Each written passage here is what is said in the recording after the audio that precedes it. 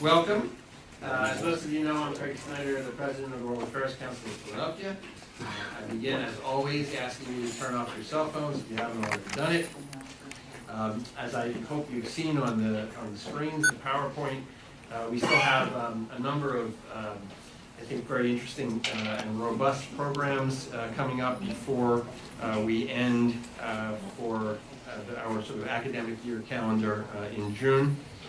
Next up, on April 27th, we welcome Paul Hoehn, an environmentalist and a prolific author, and the founder and executive director of the Project Drawdown, which is a nonprofit that describes itself as describing when and how climate change can be reversed, end quote. Mr. Hoehn will join us to discuss his latest book called Drawdown, the most comprehensive plan ever proposed to reverse global warming. So Mr. Hoehn has set himself a high bar. Philadelphia taught the world about civil and thoughtful political debate. Now, when such a thing is needed as ever. I'm being interrupted by my own commercial. Then on May the 11th, the Council welcomes Munir Akram, the former ambassador of Pakistan to the United Nations, for a program we have titled The United States and Pakistan, Perhaps the World's Greatest Frenemies.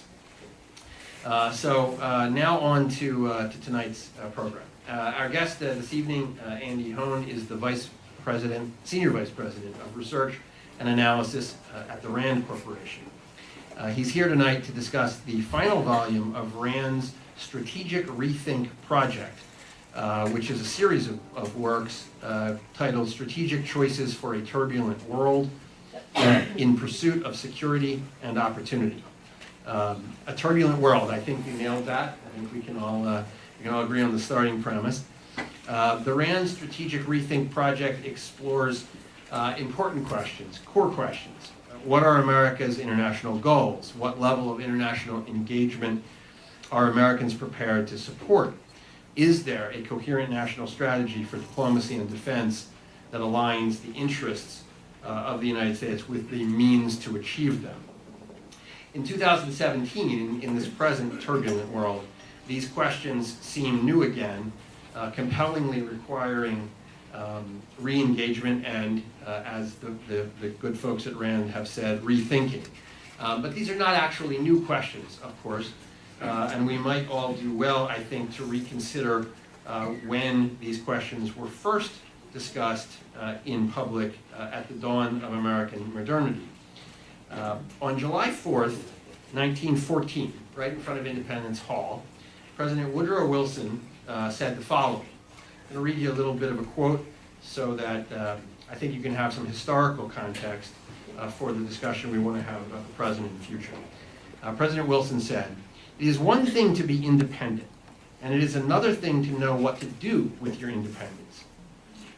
One of the most serious questions for sober-minded Americans to address is this: what are we going to do with the influence and power of this great nation? Are we going to play the old role of using that power for our aggrandizement and material benefit only?" The President continued, "We set up this nation, at any rate we professed to set it up, to vindicate the rights of man.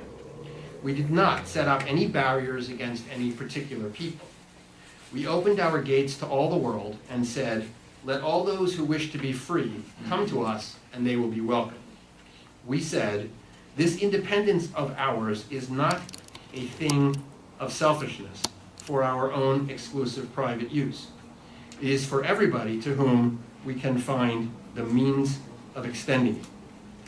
And thus was born the doctrine of Wilsonian internationalism, a doctrine that has gone through various changes in the turbulent times of the whole century. And now, I think, is sort of fundamentally being rethought and questioned in a lot of ways. So we turn to Andy for the RAND's thoughts on these important matters. Please join me in welcoming Andy.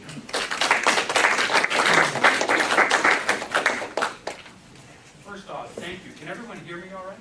Do I need the microphone? You might want to pick it up. Yes.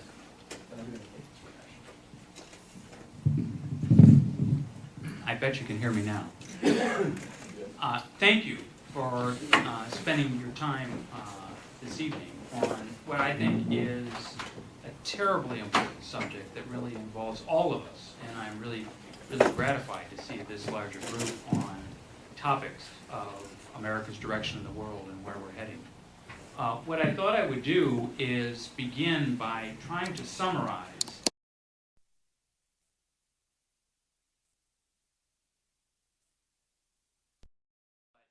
what I would like to do is share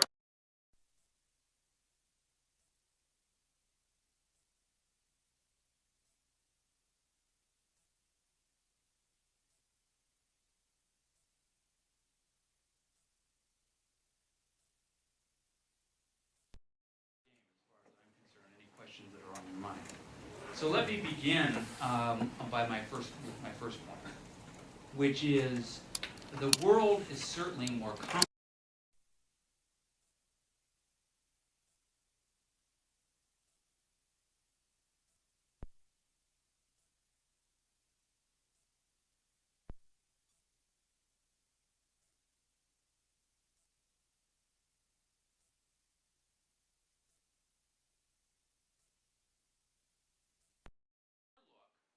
And if we think about our even not so distant past, we really don't face today a true existential threat the way we did in the Cold War.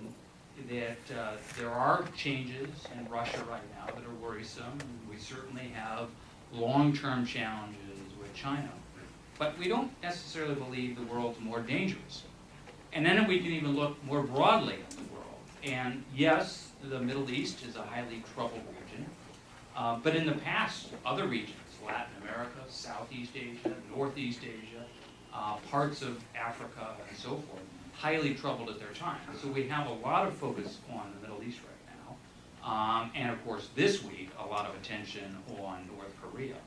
But if you look around the world doesn't necessarily look to be as troubled beyond those areas than, say, it was 3 or 4 decades ago.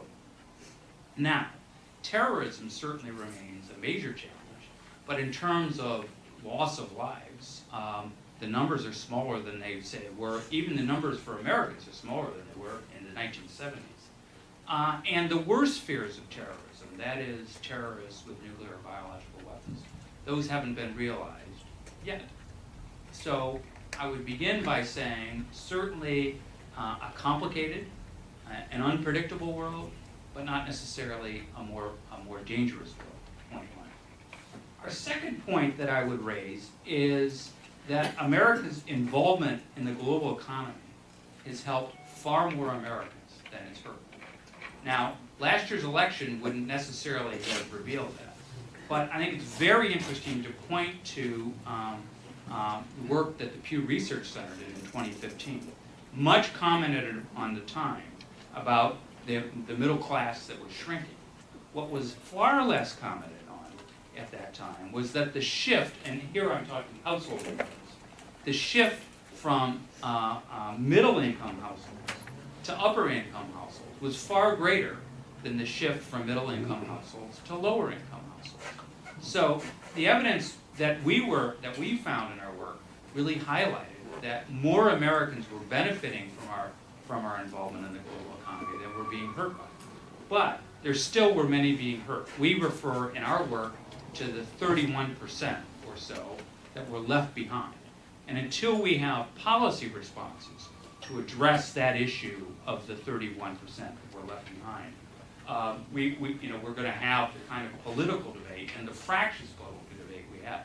But it's still worth remembering the 2/3 of the Americans that have benefited from our involvement in the global economy.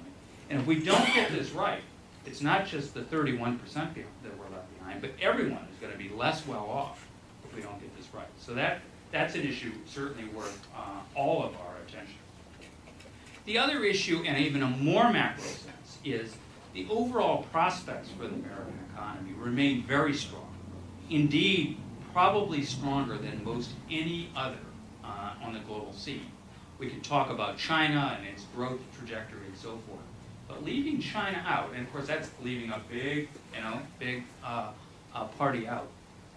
Our European allies, Japan, elsewhere in the world, nobody has the economic wherewithal. And by the way, nor Russia, certainly not Russia.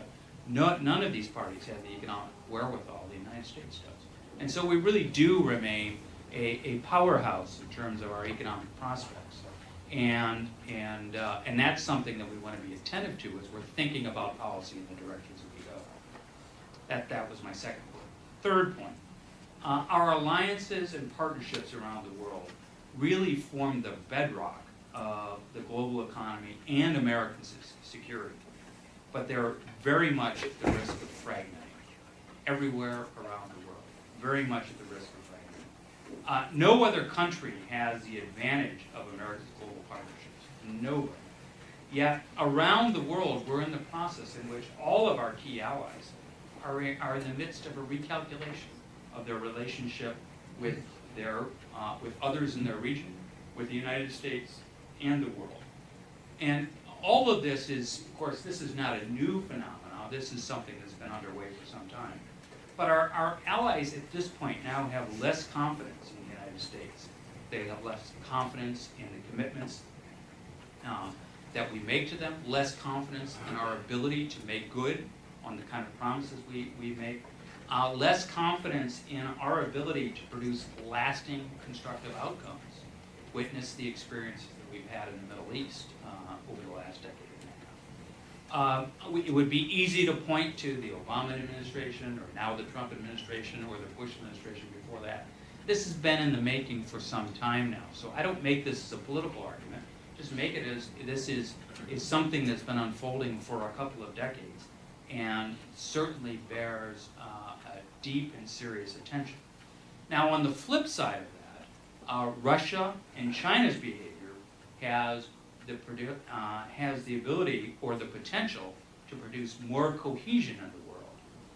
NATO is one illustration now recognizes it needs to be ready to play in a more significant way, to participate in a more significant way. I don't know whether the Trump administration will be successful in terms of getting the NATO countries to increase their defense spending, for example. But it is clear that the NATO countries are more serious about their relationship within the alliance, more serious about the kind of commitments they have. And let's not forget, they have been contributing rather significantly in Afghanistan since 2001. And so NATO's played a very important role. In East Asia, our partners that once asked us to not ask them to choose between China and the United States are ready to choose themselves, ready to choose the United States. The question now is whether we're ready to lead. And we can talk about this in the question period, but whatever we thought about the Trans-Pacific Partnership, the TPP, the trade negotiation that was underway, walking away from it completely seems to be a real mistake. Perhaps, and arguably, that the negotiation, that we needed to renegotiate elements of it, that it wasn't the best deal, the way the president talked about it, but leaving the void behind when our partners are ready to engage and commit to the United States and commit to a Western view of the world could be very, very problematic. And so just some illustrations, but certainly the issue of alliances fragmenting, we can see it around the world. I didn't touch on the Middle East, but the frictions in the Middle East are as great as you'll see anywhere. Now, there is one other point I'd like to make. We definitely have a free rider problem in the world, and that is a source of friction in the American debate. I mentioned NATO defense spending already.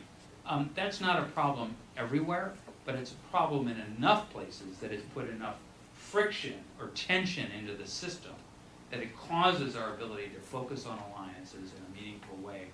It has really reduced our ability to have some of the more productive exchanges that we ought to be having. That is my third point. The fourth point, which was a highlight in this volume that we were talking about, and that is Americans are really quite divided in their support for American foreign policy. We looked at any number of options when we were doing this work. We settled on three, and I'll touch on each of those. There clearly is a strain in the American debate. We saw it in the election of Come Home America. The idea that the world's problems aren't necessarily United States problems, that our ability to bring about success in some of the areas that we've been involved, we haven't produced the successes that were promised, that we're paying far more than we're getting, that perhaps, let's call it fatigue, let's even go further, they're war fatigue, that it's time for us to focus our problems at home. We heard this in candidate Trump, to be sure, but we saw it in President Obama before that. When President Obama talked about nation building at home, he was talking about Come Home America. And now, he was torn in some different ways in terms of policy outcomes and where he was heading, but his instincts were that we were overcommitted and over-involved in the world. And so there is clearly a strain of Come Home America, and that runs across party lines. There is also an element in the population that very much believes in the United States as an indispensable nation. That is the path that we've been on for the last 7 decades, that without the United States, without U.S. leadership in the world, that the world is a very ugly and Hobbesian place. That it's really our leadership that's brought about the successes over time. And yes, we have had setbacks, but we've had setbacks over the many decades, and it's really American leadership that brings about the positive outcomes. And back to the earlier point about the American role in the global economy, it's brought extraordinary benefits to Americans at home. It's just that we haven't perhaps focused enough about the benefits, and certainly far more on the costs.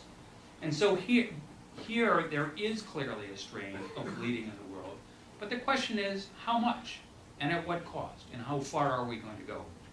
And then there is a third path that we were looking at, and clearly we could see support for this. We called it our Agile America. That is, that there's no doubt that we need to be involved in the world. There's no doubt that American leadership is necessary. But do we need to be involved in all of the places that we have been in the past? That are we somehow straddled by the commitments of the past, yet when we see a new world emerging? I think we very much saw elements of this in President Obama's rebalance to the Pacific. This, here he was focused on the idea that it was the Asia-Pacific region that was going to be really the engine of global economic growth in the future. There was a security dimension of this, to be sure, but that we, the United States, needed to be positioned in the world to be able to benefit from this new era of innovation and productivity and economic growth. And we needed to rebalance or pivot in a way so we could benefit from that. There was a security element, as I mentioned, but very importantly, an economic element. There is a strain of thought in American thinking about being agile, moving away from the commitments of the past and being positioned for what's to come. You might think, of my 3 options of Come Home America, the indispensable nation, and Agile America, what do we see in the Trump administration? And I would argue we see elements of all 3. You see it in the president himself, you certainly see it in his advisors. And this is unfolding even as we speak. A colleague and I wrote a piece on this just a week or so ago, but we're seeing more of it unfold. I think it's ebbing more toward the notion of America's indispensable nation. It's sort of moving away from the idea of Come Home America. We'll see how it unfolds as the president and his team work on the first national security strategy. The folks and my colleagues and I are interacting with them now that are on the National Security Council. There definitely will be a flavor of America first in that new strategy that will likely come out this summer. We'll see how they do on their timeline. I think the issue there is whether it's America together with its partners or America alone. And there, I think the leaning right now seems to be America together with its partners. And then finally, and my 5th point, is no matter where we're at, as of the moment, there is a serious gap between our strategy ambitions and the resources that we're prepared to spend for security. Now, if we were to choose to focus on Come Home America, then that gap's quite minimal. And in fact, maybe we're spending enough, and perhaps even a little too much. But if we arrive at a different outcome, our careful look at this would suggest that spending hasn't kept up in ways. Now, you might say, of all the resources that we commit to defense today, how could we possibly be behind? We spend far more than any other country in the world, and multiples of, and indeed multiples of others around the world. Except a lot of those costs have really been devoted to sustaining the efforts in the current wars. And as we've come out of prior commitments in the past, and we can go back to the Vietnam era or even Korea before that, but certainly Vietnam, and then there was the period of the Reagan buildup. Our military forces tended to come out of those wars in terms of their equipment and their readiness and so forth, healthier than when they went in terms of the equipment. Now, I'm not talking about the losses that we endured in the war, and those have been horrific. But in terms of the status or the state of our armed forces, we've come out in better condition than when we went in, but for this one. And we're now facing a real modernization need across all of our services in ways that hadn't been met in the last decade. And so there are investments to be made. And as I mentioned earlier, when President Obama made his decision about the pivot or the rebalance to the Pacific, he did so on the premise that Europe was largely stable and at peace, but there wasn't more to be done there. And he also did so on the premise that we could safely withdraw our forces from the Middle East. We could end the wars there and move on and begin to position ourselves for what's to come in the East Asia region. That was in 2012. And then we made funding decisions accordingly. But we haven't changed those funding decisions. So this president and his team are going to have to face that. Now, the president has committed additional resources, $54 billion additional resources to the Defense Department. But that's going to just simply catch up to where some of the shortfalls are today. We can make decisions about how big or how small some portions of the forces are, but there is a further investment to be made. So those are my 5 points. Let me end on a last point, because some of these, I think, if we were to look at this in totality, you would say, well, what about the American position in the world? And here, despite the problems, despite the challenges, the work that my colleagues and I did on this, we would not trade the United States position in the world for that of any other party or any other contender. The challenges, to be sure, are great, but our strengths are greater as a country. And so for us, the issue isn't whether we have the capability to succeed, but it's whether we have the will to do so. So I'm going to stop there and turn it over to you and see what questions are on your mind or others. Thank you very much. Okay, I want to talk about some of the things that you went through and give you the opportunity to talk a little bit more. But I realize, obviously, neither Rand nor you personally are in the political analysis business. But I want to ask what is essentially a political question and let you deal with it as you see fit. There is something missing in the minds, I think, of a lot of folks, not everybody to be sure, but a lot of folks in hearing and reading this analysis that you've offered. And that missing factor is the belief that some people have that the commander-in-chief is temperamentally unfit for the job. And that therefore your discussion of the policies and of the structure of policy making sort of leaves out the elephant in the room. So I guess the question is, how much does the individual of the president, whether you accept that sort of that notion that some people have or not, how much does the individual character of the president matter as compared to the structural forces? I think it's a very hard question for us to know right now, partly because this administration is so new in its tenure. We don't know what the president's going to decide. In fact, it was Speaker Gingrich who said in a commentary not long ago that if you were to try to ask what the president's going to decide tomorrow, nobody knows because he doesn't. But he is accumulating experience, and the pressure of this job, the pressure of that position is enormous on any individual. And I guess I have to trust that President Trump is going to learn in this role. I have to trust that. You may not, but I do, and I have a lot of belief in the system. And I can really see the system working, I think, in very important ways since the earliest days of this presidency. I mean, the issues where the administration has handled things well, the system has responded. And where they have gotten off on the wrong step, the system too has responded and corrected. And so I think there is much to be said about the American system, and has been commented on by many over throughout our history going, and it's slow, it's deliberate, but it tends to produce reasonable results. Now, how the president himself, whether he's tempered to do this, you know, I don't know the man. All I can comment upon is what I've observed. The candidate, the president as candidate, I think said many things that were deeply concerning to me, partly because of the position I'm in. The decisions that we've seen so far, not all, but many, I think, represent, you know, and reflect the system as it was designed. Now, I'm going to leave aside the tweet, which is its own thing, but I'm actually talking about policy as it's unfolding. And there, I think there's, you know, we certainly there would be a debate about whether it's the direction we want to go or not.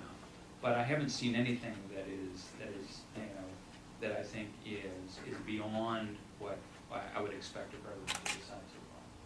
So the three sort of worldviews, paradigms that Yeah. you laid out and that are discussed in detail in the book, do you see the administration essentially picking one and being relatively coherent and consistent over time?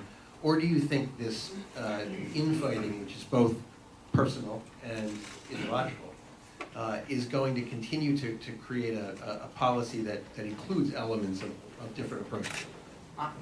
I see right now, I think it's going to be very fluid for a while, and I see a lot of movement. So what we saw initially, and certainly heard in the inaugural address, was clearly come home America. You know, I didn't have anything to do with the writing of that, but if you take a look at what we wrote about Come Home America, that was the flavor of America First. I mean, that was, and you can see that, you can see that stream in the American population. When we wrote these options, we took a lot of look at polling data. One of our advisors in this effort early on was now the late Andrew Hoehn from Pew. And Hoehn was magnificent at this and really being able to pick out streams of thought and helped us. Wasn't able to participate in the writing, but really helped us think about that. And you could see this element in the population, and that clearly is what we saw early on. But more recently, we're seeing this move toward a traditional view of, you know, our labeling of the indispensable nation. You know, the president in his first weeks offered remarks that many thought were disparaging of NATO. Yet his key advisors and the vice president are out very soon after that, reassuring. At the Munich Security Conference in February, very reassuring comments from the vice president there in terms of our commitment to NATO. And now the president has followed through in terms of his meetings with the Secretary General. The team that's forming in terms of General McMaster, HR McMaster, Secretary of Defense Jim Mattis, Secretary of State Rex Tillerson, Secretary of Treasury Mnuchin. These are internationalists, and you're beginning to see that influence come to bear. What we don't have yet, though, is we don't have a functioning interagency process. That is, in which the various departments come together under the guidance of the National Security Council staff to help form and develop policies. And the reason we don't have that is we don't have all the appointees in place. And this administration is behind.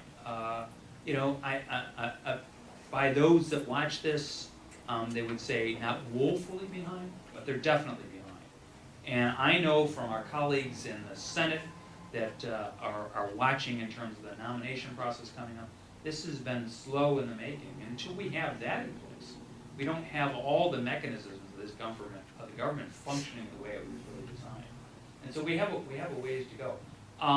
The one I haven't talked about is the notion of agile America.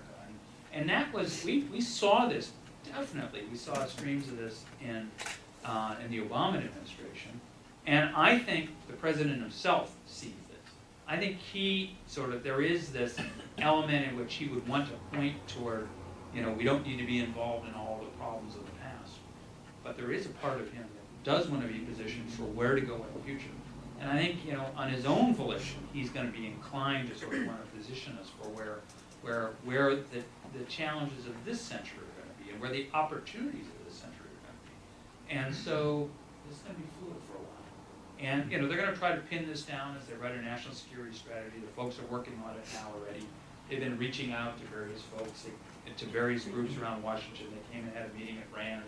And not just us, but they're meeting in other places. And all of this is underway, and it's going to be hammered out for a while. Just to reflect, the first year of the Reagan administration was a rocky. The first year of the Clinton administration was a very rocky. First year of the Obama administration, not so much. And of course, the first year of the Bush administration, we had 9/11. I was said to one of our guests here, I happened to be in the Pentagon on September 11, 2001. And the windows in my office broke. I wasn't right there when the plane came in, but I was close enough. And that was a horrific day. And that was certainly game-changing for that administration and for the rest of us as Americans. Let's talk a little bit more about this, the gap between commitments and resources in defense, Sure. and sort of what that can mean. There's a lot of people saying that the president's proposed substantial increases in military spending, but those increases are being done on what people are calling the barbell model.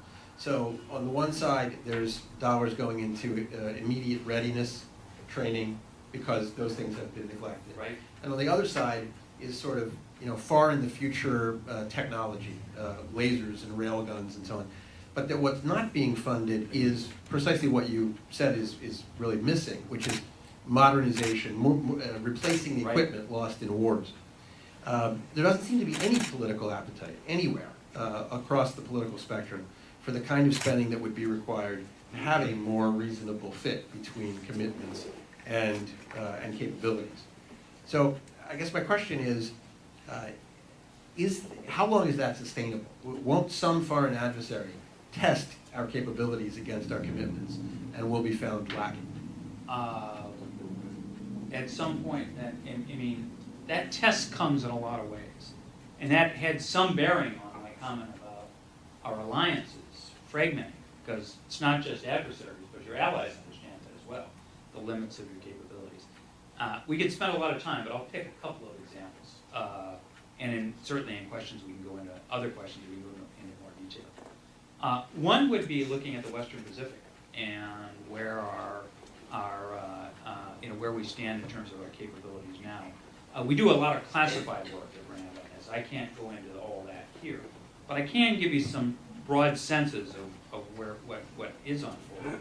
And so our traditional approach to dealing with air and naval problems has been, we have a forward infrastructure in which are, forward air bases. We have a Navy that's been able to, through our aircraft carriers or surface combatants and our submarines, we're able to project power close to the regions in which we'd be defending our allies. And so we move up close to those areas. We could operate our aircraft, we could operate our ships, we could be interacting with other navies. Our Air Force would be operating close in. Those close-in areas are now all vulnerable to missile threats from China and others, but particularly from China. Certainly within several hundred kilometers, any air base within several hundred kilometers. So now we're talking about, Japan, Taiwan, the Philippines. Those are all quite vulnerable to missile attack. Vulnerable to missile attack that could keep us out of operations for not just hours or days, but weeks on end. And that's been evolving for some time. When I was first engaged in this analysis in the mid-90s, and we looked at what we were then calling the competition with China. We thought that as a 2 or 3 decade problem. That 3 decades from now that'll be a problem.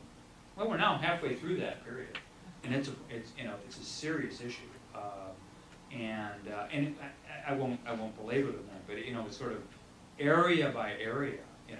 This is what was once an area of American dominance It's now, more like, parity or even us slipping behind. Some has to do with just the aging equipment we have, other has to do with new technology areas, but it's a blend of both. That's one instance. The other is, and I know you did the game here on the Baltics. Now the challenge there is one of proximity.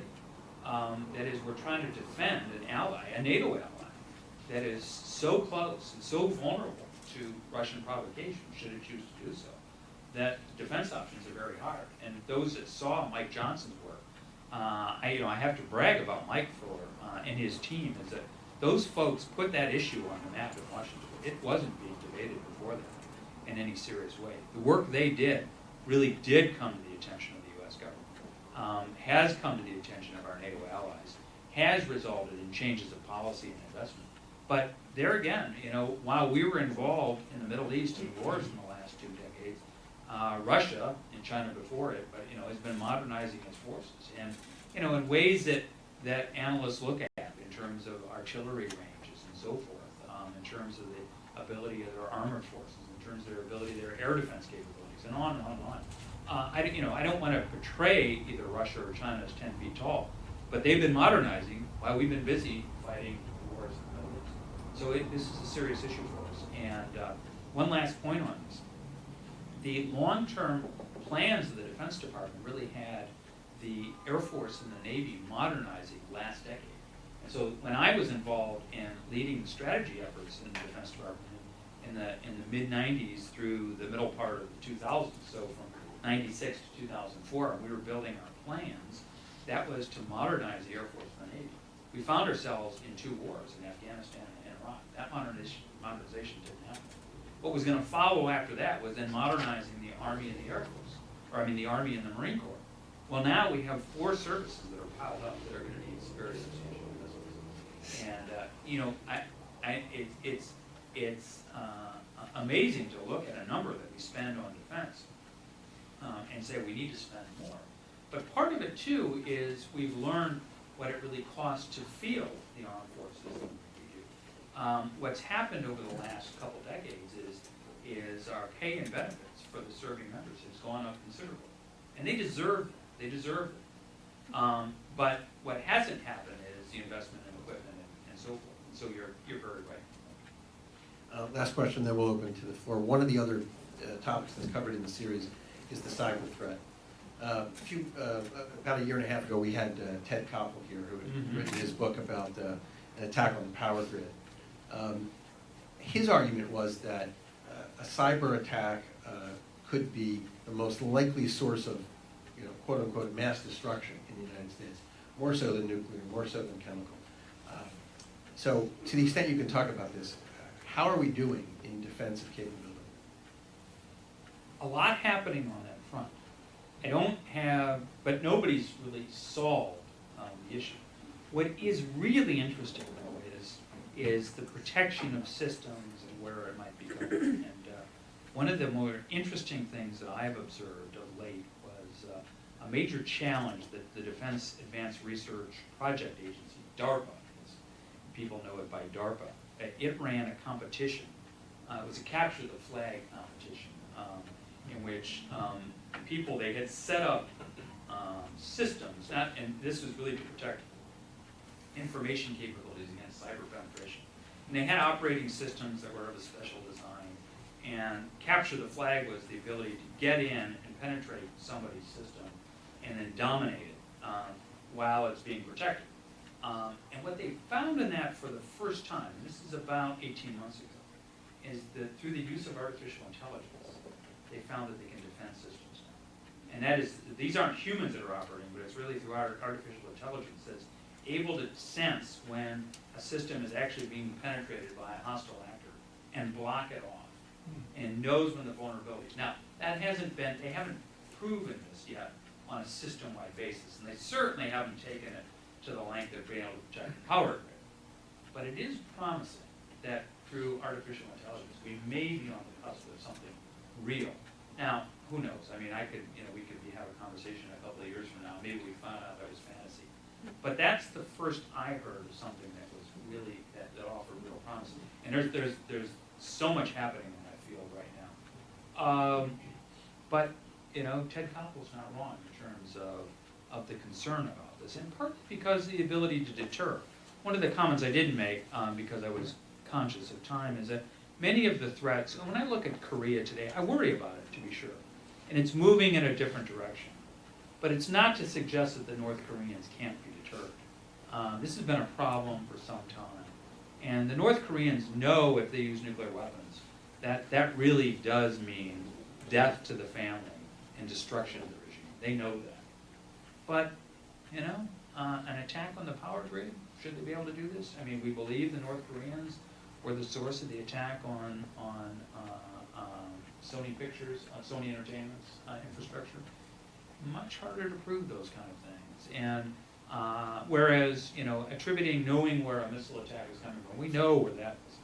But, to an effective element of deterrence is the ability to respond and punish.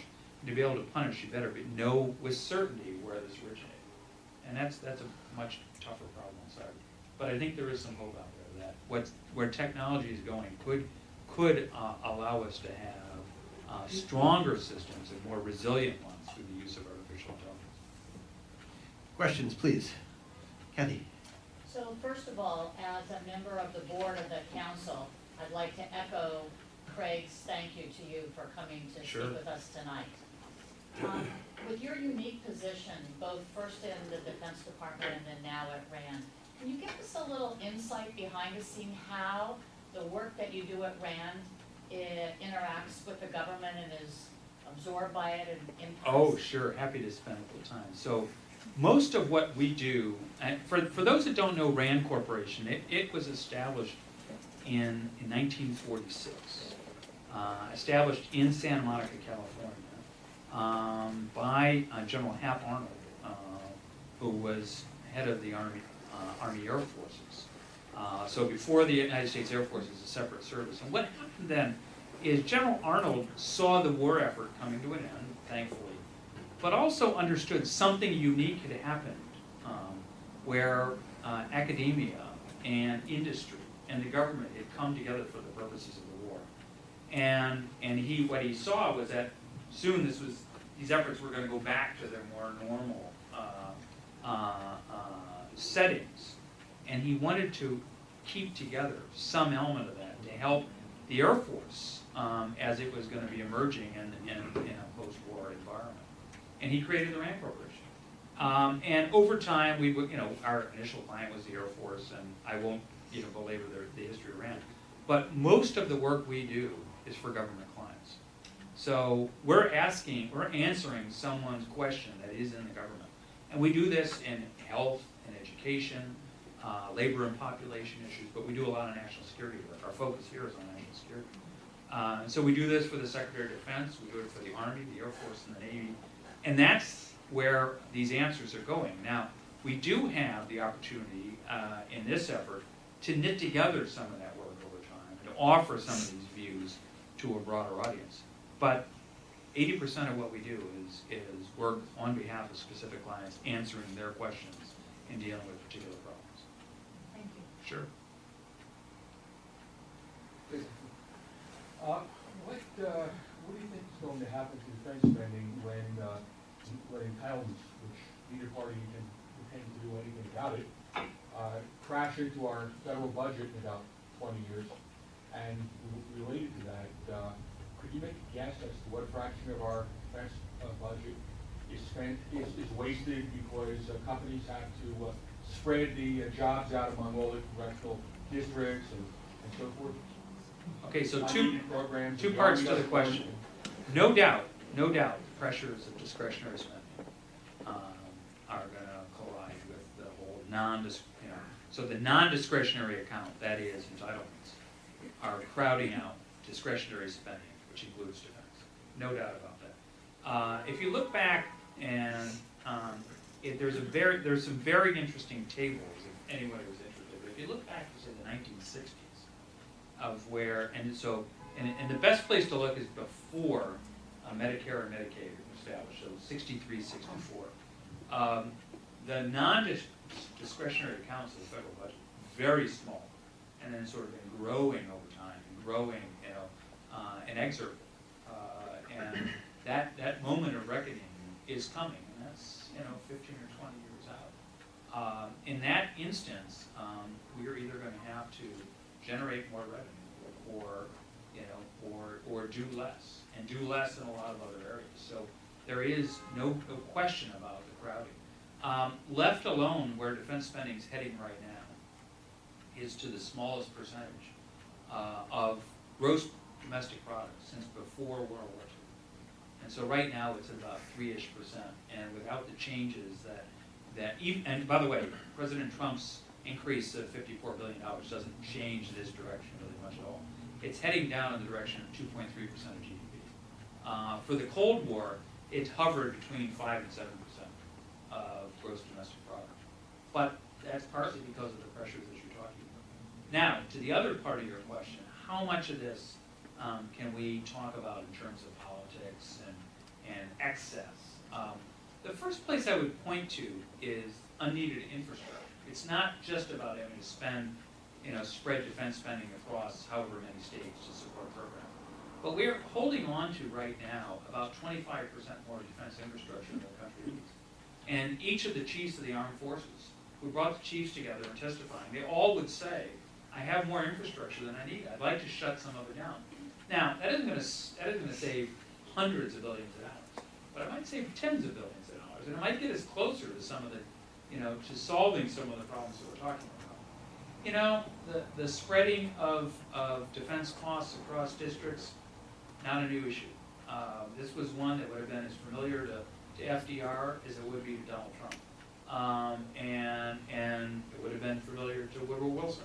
This isn't brand new in terms of what's happening, but there is a cost to that, and that's American politics. I think the bigger issue in my mind, though, is the unneeded defense infrastructure, that we're keeping bases open just to keep them open. And when the heads of the armed forces tell us they don't need it, and that's a pretty good reason to start shutting some of it down.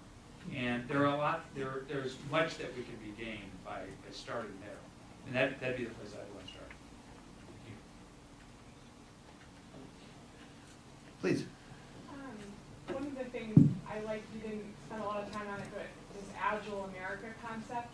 But for me, at least in the business world, when you look at a company that's considered an Agile company, there's a healthy debate, but at the end of the day, you have sort of alignment amongst your leadership on a way to go. And granted, I'm probably a little bit younger than some others in the room, but it seems like to me that at no time has Washington been as gridlocked as it is now. And the fact of working across the aisle is often seen as you're a traitor to your party. So I'm interested in how we could ever pursue an Agile America when it's gridlock at home. It's a big problem. My colleague at RAND, Michael Rich, often tells a story that I'll relate here that, he would say to his kids, he has sons that are in their 20s, that, he remembers a period when the most liberal Republicans were more liberal than the most conservative Democrats.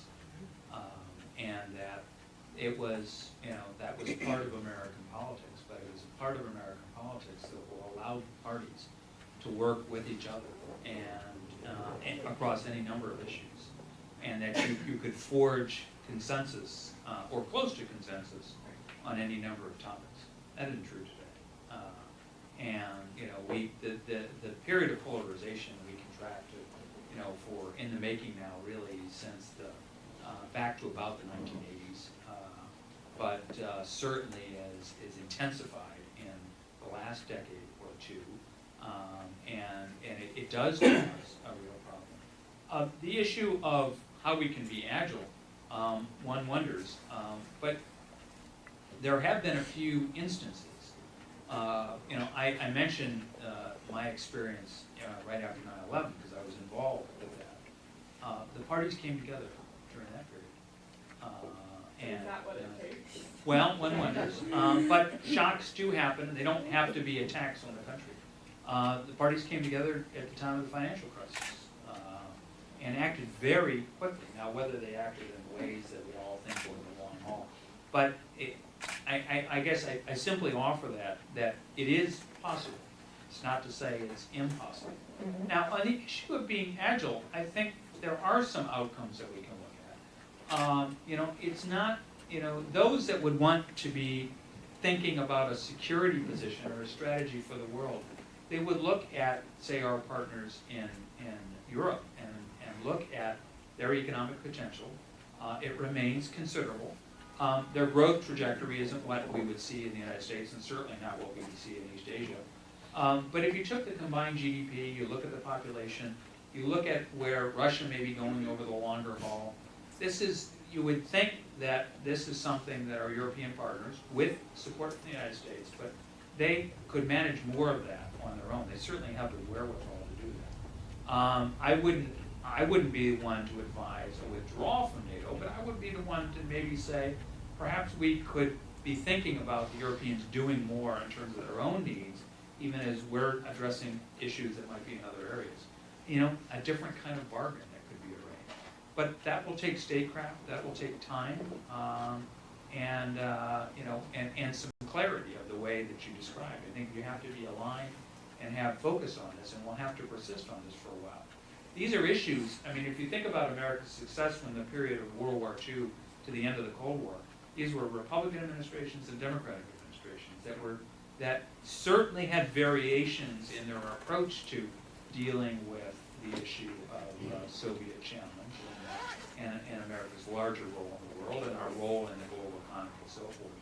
But they were largely aligned on the broad directions that we were heading, even though there were differences in policy. What we don't see right now is that alignment on broad directions in policy, and that's what we need. I have, by the way, I liked your 5 pillars, although when you got into pillar 3, I ended up with 3 sub-pillars. I know. I think Craig picked up on that too. When you were in pillar 5, you were talking about spending, strategy, commitment, capabilities, but you clearly are an inside the beltway kind of guy, and I've enjoyed my visit with you as a one-on-one, so I won't attack you. But there seems to be sort of almost a disconnect from perception among Americans. I'm going to give you 2 thoughts, and I want your reaction. I travel to the boonies a lot in what I do for a living, the oil patch. People out there are convinced America's an unsafe place. They're freaking flipping out. And I agree with your inside the beltway assessment. We're much safer now than we were 30 years ago, but that's not perception in Midland, Texas, where I was a week ago. Second one is, I stipulate that your citations of the percentage of the GDP that's in the defense sector are right, but I'm flabbergasted to hear it's that low, because the perception, especially from the liberal left, is it's way over the top. And why is that not widely grasped, or am I missing something, even though I read the New York Times and the Economist and the Wall Street Journal? Perception. So, a couple of reactions to it. One is one of leadership.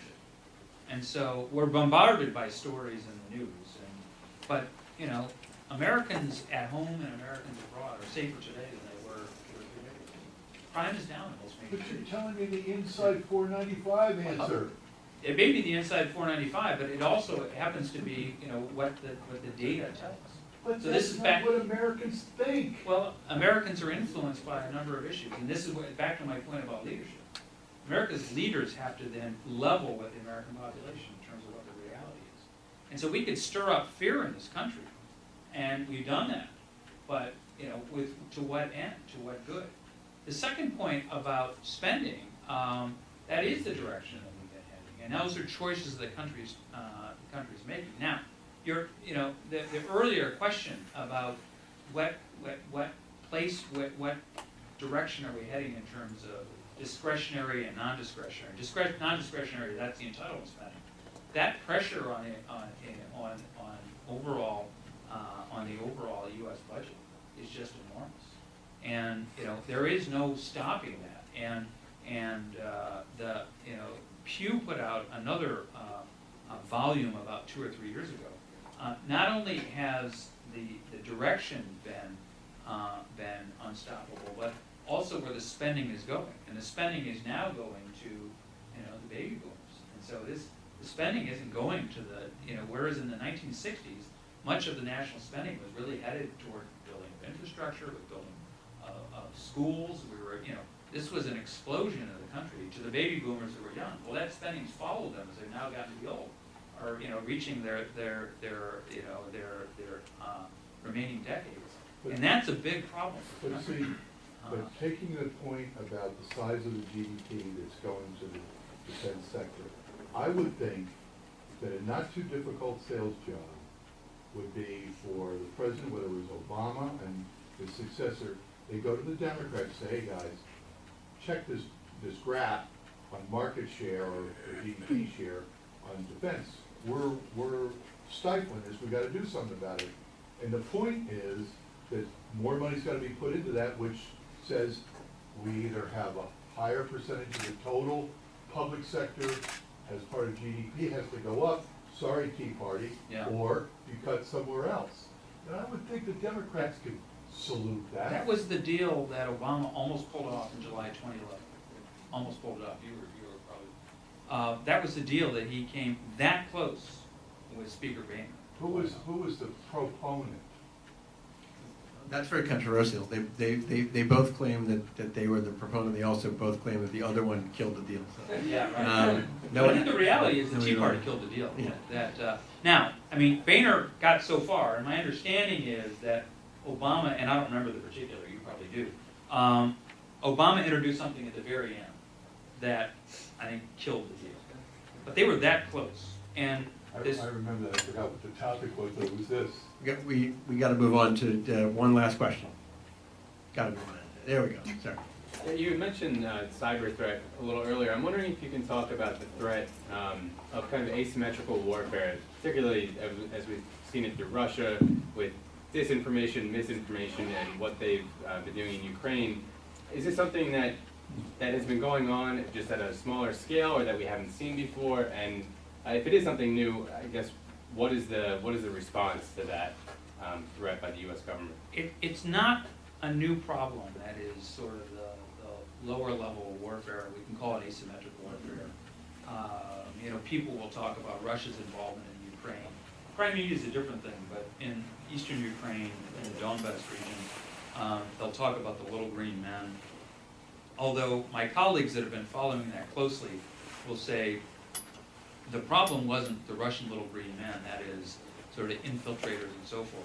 The problem was the big red army that followed.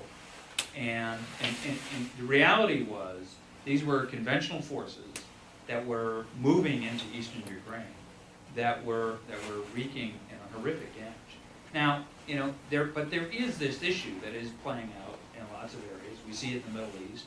We certainly see it in Ukraine now. We see it in other areas, and definitely in terms of disinformation, fake news, whatever we want to call it.